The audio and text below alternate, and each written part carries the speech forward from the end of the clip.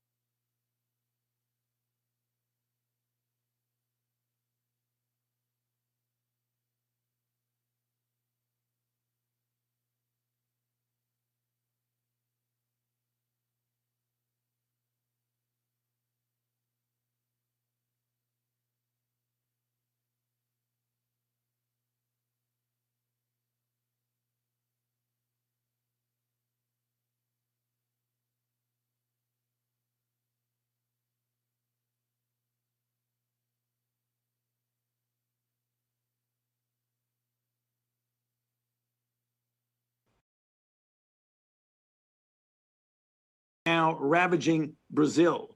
Next slide. We know from studies now that there's variable protection in real world effectiveness, namely things that were not done necessarily in a clinical trial. In Brazil, it was 50% effective after a single dose. They went on to a second dose, and that stayed at approximately 50%. This was under the condition where 75% of the cases were P1. Rather similar results from Chile, a little bit better, with 67% effective versus symptomatic disease 14 days after the second dose. Next slide. Now returning to the United States, the California variant 429, 427. Next slide. Here we have mostly in vitro data. And by in vitro data, we mean we take the antibodies that are induced by vaccines, in this case mRNA, and we determine their ability to neutralize the given variant in the test tube. And as you can see, there's a slight to modest loss here of about 2 to 3-fold. This is not likely going to be relevant from a clinical standpoint, since there's a considerable cushion in the antibodies induced by this vaccine. Next slide. And then we have the 526, which was originally the New York and spreading in certain areas in the New York City metropolitan area. Next slide. Here too, we rely on in vitro data with a moderate loss, about 3 to 5 times of neutralizing activity from the mRNA. Again, this is still within the cushion that you would see protected, since the antibodies induced by this vaccine are considerably high. And then finally, next slide, we have the troublesome India 617. Next slide. Now, this is something where we're still gaining data on a daily basis, but the most recent data was looking at convalescent sera of COVID-19 cases and people who received the vaccine used in India, the Covaxin, and it was found to neutralize the 617 variant. So despite the real difficulty that we're seeing in India, vaccination could be a very, very important antidote against this. So I'll stop there with the final statement. The one thing you can gather from everything I've said, that it's very important to get vaccinated. So as Dr. Walensky said, even when you're talking about variants, indoors, outdoors, get vaccinated and you will certainly have a degree of protection. I'll hand it back to you, Andy. Thank you. Okay, let's go to questions. Thanks, Andy. And I know a lot of people have questions today, so please keep your question to one question. Let's go to Aaron Billups at Spectrum News. Hi, thanks for taking my question. Can you guys explain the science behind the guidance change at this moment? Is the understanding that there are enough Americans fully vaccinated to sufficiently slow the spread of coronavirus outdoors, that the likelihood of transmission outdoors is very low? And what about pockets of the country that have not yet reached national levels of vaccination? Should the guidance be different for areas with lower vaccination rates? Dr. Walensky. Thank you. There's increasing data that suggests that most of transmission is happening indoors rather than outdoors. Less than 10% of documented transmission in many studies have occurred outdoors. We also know that there's almost a 20-fold increased risk of transmission in the indoor setting and the outdoor setting. That, coupled with the fact that we now have 37% of people over the age of 18 fully vaccinated, and the fact that our case rates are now starting to come down, motivated our change in guidance. As noted, this is the third time we've changed our guidance for fully vaccinated people. And as more people get vaccinated and as case rates continue to come down, we will come up with further updates. Next question. Caitlin Collins, CNN. Thank you very much. My question, given this new guidance, should states that have outdoor mask requirements change those to reflect this new guidance? Is that your advice for those states and those governors? What we're saying is states that have mask requirements outdoors, if people are vaccinated, we no longer feel that the vaccinated people require masks outdoors. So to the extent that those are consistent, I do want to sort of convey this outdoor large public venues such as concerts, stadiums, and things like that. And a lot of that is the inability to distinguish between vaccinated and unvaccinated, and to say that in those settings, when you have that density, we really do worry about protecting the unvaccinated people. Next question.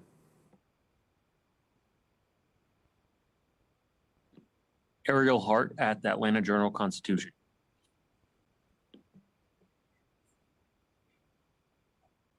Hi, I'd like to go back to the question about for states that do not have yet the national rate, that are below average, should there be different guidance for us? I'm calling from Georgia.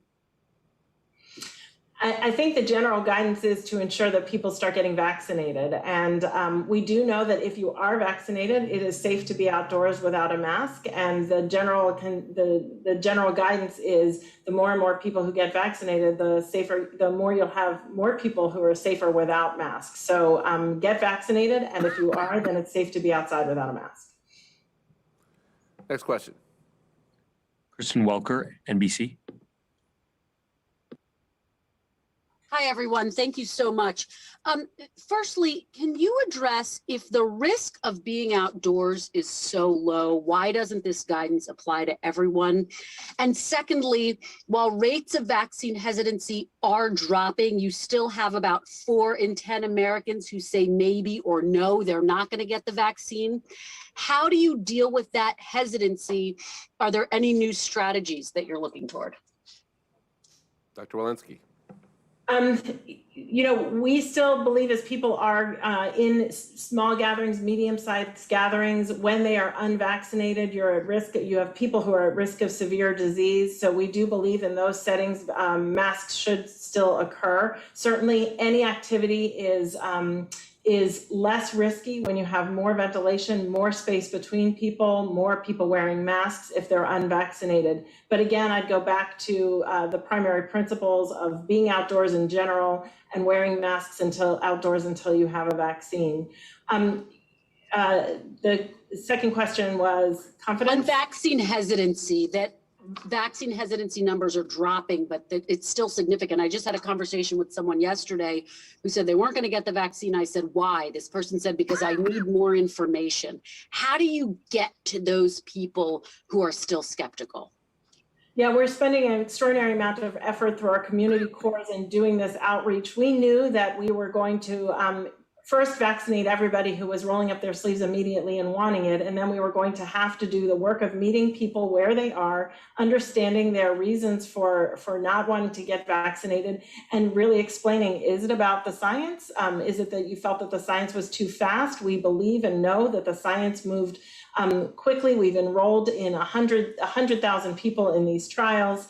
And the science stood on the shoulders of years and years of work before to be able to deliver these vaccines. Dr. Fauci has previously talked about that. If people are worried about the side effects, we can convey the data of over 200 million vaccine doses delivered and the safety and the scrutiny of that safety. So we really need to meet people where they are and understand why they might be hesitant, and then give them the information that combats that hesitancy. Yep. Dr. Fauci, anything you want to add about the development of these vaccines over the last couple decades? Well, yeah, I mean, as Dr. Walensky said, we try to go step by step of what is it about the situation that makes you hesitant. And one of them is, in fact, the speed with which this has happened, because we've been talking for a long time that vaccines usually take years to go from a recognition of the pathogen to getting vaccine into people's arms. We did it in 11 months.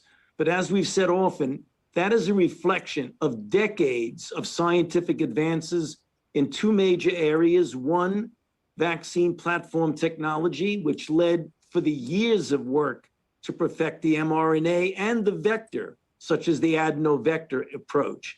And secondly, structure-based vaccine design that led to the precise, correct conformation of the spike protein, which proved to be so immunogenic and in fact got translated into a highly efficacious vaccine. You're talking about decades of fundamental science. When people hear that, they realize that this was not being rushed, that they are benefiting from the culmination of years of research. Kristen, I think one thing that we're cognizant of and always have been is everyone has their own decision-making process. Some people decide quickly, some people take a little bit more time to decide. I think it's important that we respect everybody's decision-making process. And the person that you spoke about, our advice to them is talk to your doctor, talk to your pharmacist, talk to people you trust, talk to people who've taken the vaccine. And I think the picture that emerges is 130 million Americans, hundreds of millions more overseas, significant differences in their safety, and the risk of these viruses, particularly the variants, is just too high. So as more people do their own homework, we'll give them the time and the information and the local resources through the community core to do that homework. And we think that that is what is responsible for moving more people in that direction. Next question. Cheryl Stolberg, New York Times. Thank you for doing this call. This is for Dr. Walensky. Dr. Walensky, you talk about small and medium-sized gatherings, but you don't define what they are. So I'm wondering, can you please define for people what a small and medium-sized gathering is, or say why you aren't defining it, if there's some reason for that? And then separately, you talked a few weeks ago about feeling a sense of impending doom. And I wonder if you could reflect on that and talk a little bit more about how you feel right now, given the numbers. Thank you for that question, Cheryl. You know, what I'll get back to is the basic concepts, because if we define a small and medium-sized gathering, we actually also have to define the size of the space that it's in, the ventilation that is occurring, the space between people. And so I think we should get back to the general concepts. Small and medium-sized gatherings for people who are outside and vaccinated can safely be done without a mask. But we really do want people who are unvaccinated to limit the interaction with people and to go back to the basic principles of increased ventilation and increased spacing for any given size. You know, several weeks ago when I had this feeling of impending doom and I articulated that, and I had, you know, case rates going up, vaccinations growing, but not where we needed to be, and deaths continuing to climb. As I look at the curve now, it's stabilizing, it's coming down. The vaccinations have continued to grow in an extraordinary way. I think we really do need to get more and more people vaccinated. As Kristen noted, we need to sort of combat the hesitancy that is out there, meet people where they are, and encourage everyone to get vaccinated. But as I see more vaccines getting into people's arms, more and more people being willing to do so, confidence increasing, and then I match that with the cases that are starting to stabilize, plateau, and come down, as well as Dr. Fauci's slides that demonstrate when the other countries have been a little bit ahead of us and shown that when those vaccinations continue to soar and the cases plummet, that we should be in good shape. Next question. Zeke, AP. Thanks for doing this. Dr. Walensky, I was hoping you can clarify a little bit, why are the people who are fully vaccinated wearing masks in all of those different scenarios? Is it to protect others from them in case they have a breakthrough infection? Is it protect themselves from potentially acquiring a breakthrough infection, or is it to model safe behavior for those who are not vaccinated around them in all of those spaces? And then also, do you have any targets by which you would sort of begin to roll back, how many people need to be vaccinated in society for you to begin, allowing people to wear masks at baseball, to take their masks off at baseball stadiums or in indoor dining or the like? Yeah, thank you. Maybe I'll tackle that second question first. And that is, I think some of these targets have to be the interplay of the number of people vaccinated and the number of cases that we're seeing. And it's that intersection that I think is going to be important. I think that part of one of the things that we need to look at is the lack of uniformity of vaccination rates across this country. It was previously brought up, not every state, not every county is vaccinating at the same rate. And where we have low areas of vaccination, we are going to potentially see more outbreaks, which is why I think it's really, we have to be careful and we have to make sure that people get vaccinated in all corners and in all counties. With regard to why people who are vaccinated are wearing masks indoors, I think what we really need to convey here is we still have 50,000 cases a day. We do believe that vaccinated people are much safer when they're wearing those masks indoors, as indicated by the green on the right side of that graphic. And right now, it's very hard to tease apart who is vaccinated, where they are in the vaccination. So it's not just to protect themselves, but largely to protect others and really to protect the unvaccinated. All right, next question. Let's go to Stephanie Abbs at ABC. Thank you. I wanted to ask about a different topic, actually. The reports that the Pentagon is tracking 14 cases of heart inflammation or myocarditis among service members and families, people who were vaccinated through the military healthcare system. Can you tell us any more about those cases and what CDC knows, or maybe what Dr. Fauci can tell us about any potential relationship to vaccination? So maybe first we'll go to Dr. Walensky, if you have any familiarity. Nope. Yeah, I'm aware of those reports. I don't necessarily want to comment on what the DOD is doing and investigating in their own investigations. What I will say is we've delivered over 200 million doses of vaccine, of these vaccines. And after hearing about these reports, we again looked back in our vaccine safety data, and we had not seen any reports of those. Those have since been reported to us, and so those investigations are ongoing. But it is a different demographic than we normally see, and we will be working with DOD to understand what is happening in those 14 cases. We have not seen the signal, and we've actually looked intentionally for the signal in the over 200 million doses we've given. So not enough data yet, early. Okay, next question. All right, we got time for one more question. Let's go to Anjali Kimlani at Yahoo. Thank you so much. Really quickly, can you walk us through the timeline of the aid being sent to India, specifically first on the ventilators and protective gear and oxygen, and then secondly on the vaccine doses, when you anticipate those will be sent out?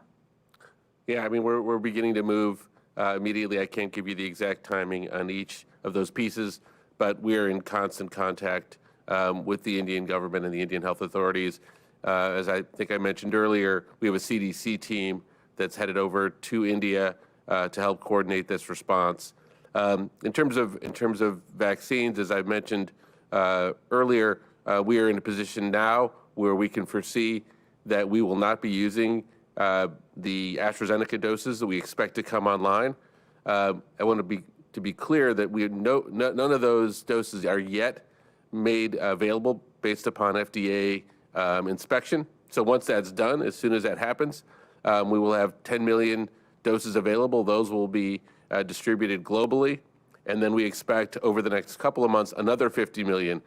This is, of course, in addition to many of the strategies that Dr. Fauci, myself, Jeff, and others have talked about for supplying the globe with additional vaccines and additional vaccination efforts through COVAX.